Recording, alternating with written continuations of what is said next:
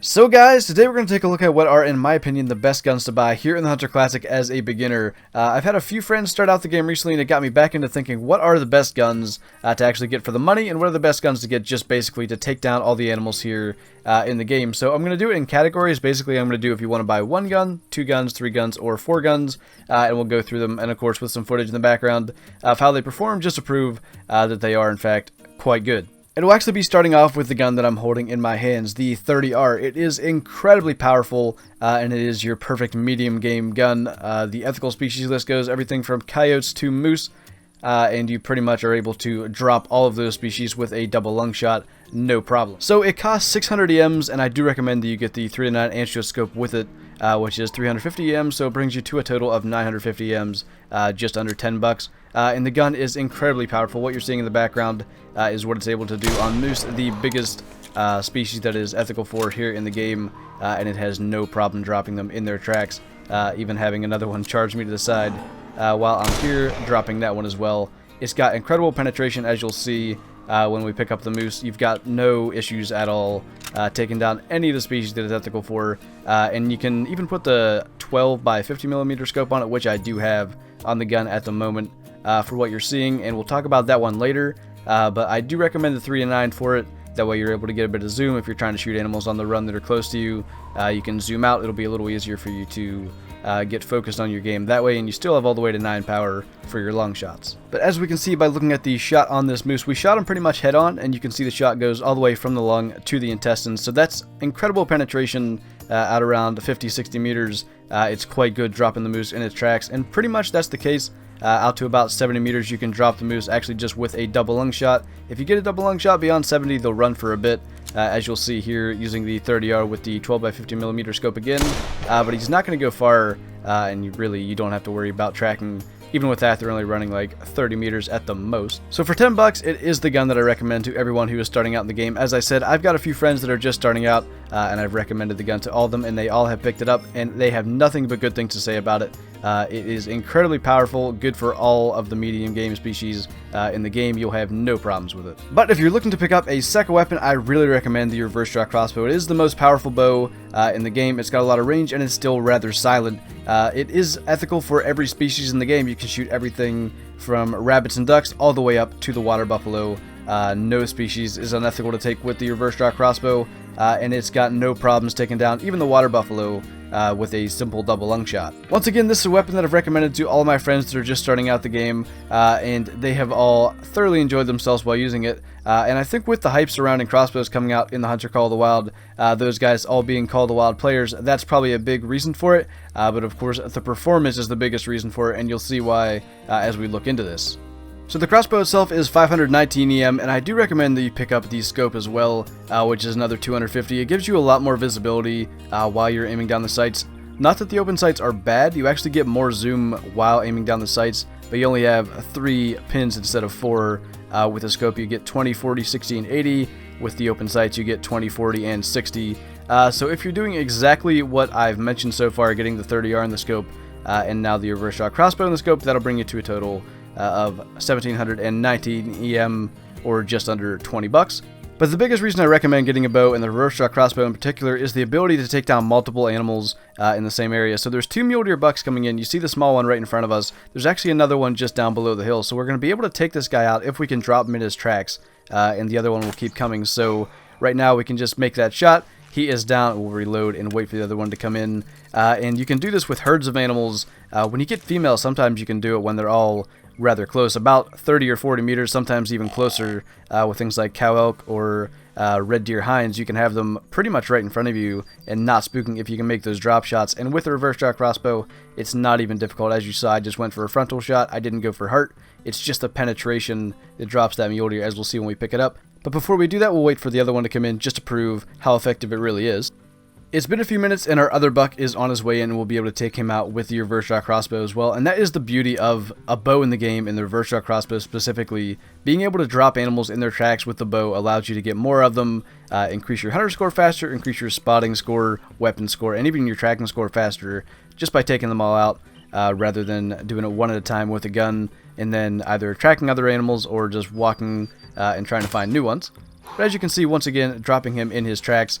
And we'll take a look at the penetration that you get with this reverse draw crossbow, because of course it is firing just a bolt, not a bullet, so we're not getting nearly the FPS with a crossbow bolt that we would be getting, say, with the 30R. But of course, when we pick this up, we will see it still has incredible penetration. A mule deer is a pretty big animal, not nearly the biggest in the game, but as you can see, lung all the way through to the intestine.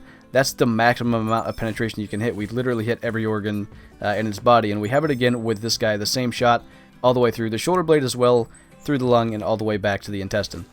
But it isn't just mule deer that it can take down. We're going to take a look at what we can do with the biggest animal here in the game, the water buffalo, using, of course, the reverse draw crossbow. So basically the goal here is to get nice and close. There's no reason to shoot water buffalo far away when they turn and charge rather than fleeing, but we'll take a look at what we need to do here to drop a water buffalo with the crossbow. And as you can see, it's not much. I don't have to go for spine, I don't have to go for neck, I don't even have to go for heart, just a double lung shot. And we'll pick her up and prove that. I think we hit liver here as well, but we'll do it again with just a double lung to completely prove it. As you can see, we did clip the liver, so it's not actually that kills it. It is just a straight up double lung. And doing this once again, we'll let her charge and go for a broadside shot. Hopefully, if we can get that to happen, that will work.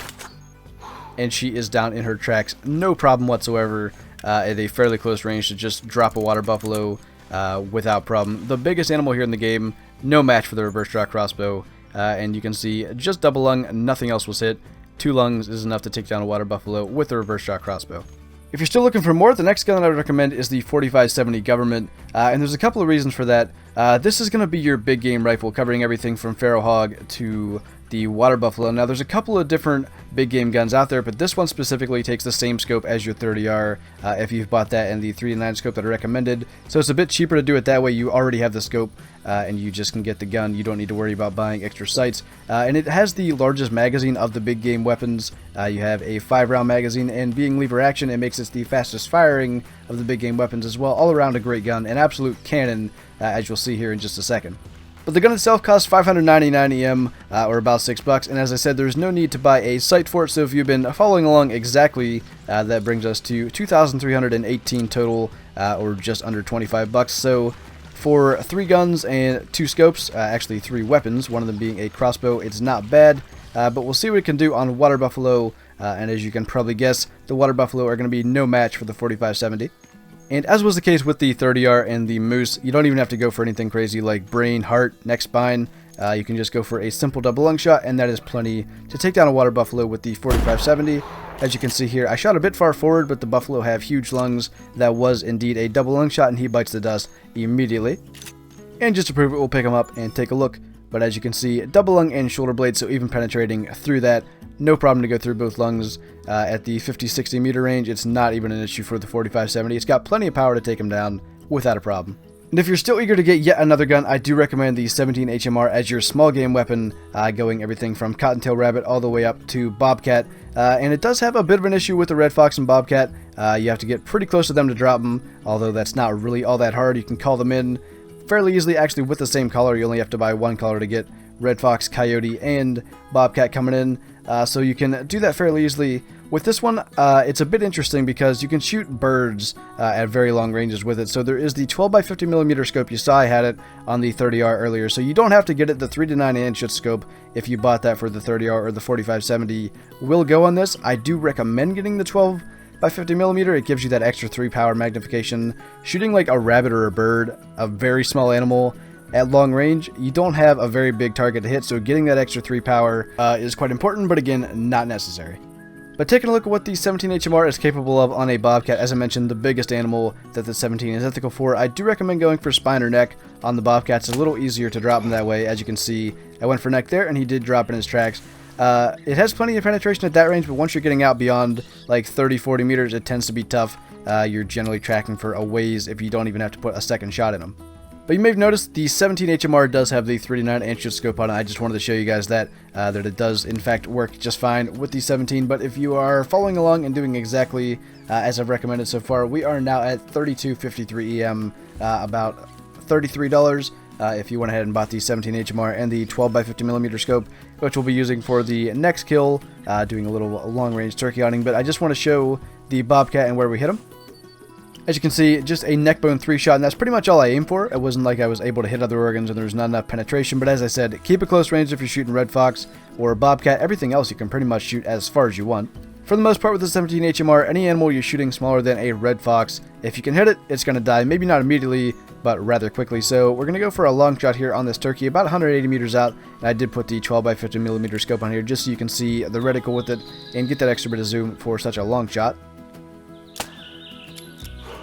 But we did hit him. As you can see, he is going to fly away for a bit, and now he is dropping to the ground, so he didn't go very far at all with the 17 HMR and just a body shot. We didn't catch any organs there, and I didn't really try to. You don't have to really hit that accurately with the 17 on anything, as I said, smaller than a red fox. If you can hit it, pretty much it's going to die.